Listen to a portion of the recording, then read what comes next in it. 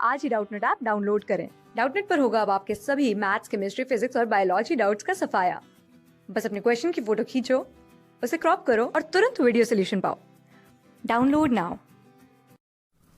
Okay, तो अपने को क्वेश्चन क्या दे रहा है? Tension in the string is minimum when the pendulum is at. Okay, pendulum में टेंशन जो होता है, ओके, जो कोई पेंडुलम जो ऑसिलेट कर रहा है उसमें जो टेंशन दिया जाता है उसका वैल्यू मिनिमम कब होगा वो बताना है। ओके, तो मान लेते हैं ये अपना पेंडुलम है, ये मेन पोजीशन है उसका और किसी एंगल थीटा पे है। ओके, किसी एंगल थीटा पे है तो यहाँ पे देखो उसका एफबीडी बनाता है। तो ये तो टेंशन लगेगा इस डायरेक्शन में, mg लगेगा नीचे। mg के कंपोनेंट्स क्या हो गए? mg cos थीटा, ये थीटा है, mg cos थीटा ऐसा लगेगा इस रेडियल डायरेक्शन में और mg का साइन थीटा इस डायरेक्शन में लगेगा। ओके, mg साइन थीटा इस डायरेक्शन में, ये mg साइन थीटा है, ये mg cos थीटा है।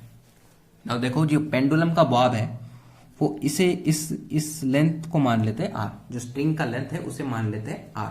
तो देखो स्ट्रिंग, ये जो बॉब है वो सर्कल में जा रहा है। ओके, सर्कल में जा रहा है r रेडियस के, तो उसका एक सेंट्रीपिटल एक्सेलरेशन होगा v square by R. Okay, v square by R. तो इस डायरेक्शन में ये जो डायरेक्शन है, ये टेंशन वाला डायरेक्शन, उस डायरेक्शन में उसका क्या देखेगा? तो देखो एक टेंशन ऐसा लग रहा है, एक तो mg cos थीटा ऐसा लग रहा है और एक्सेलरेशन जो है वो v स्क्वायर बाई आर है। तो देखो यहां से क्या आएगा? Tension minus mg cos theta equals to m times v square by R. Okay, tension minus mg cos theta equals to m v square by are.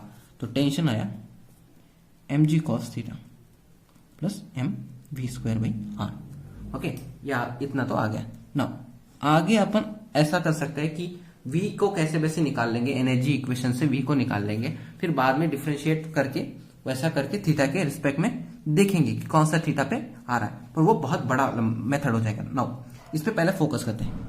ये mg cos थीटा है ना, mg cos थीटा, mg तो constant है, तो cos theta देखो, cos theta. Okay, cos theta ये मान लेते हैं, ये जो है एक्सट्रीम पोजीशन है। ओके, यहाँ पे कहीं तो ये थीटा नॉट है, वहां पे जो है वो एक्सट्रीम पोजीशन है।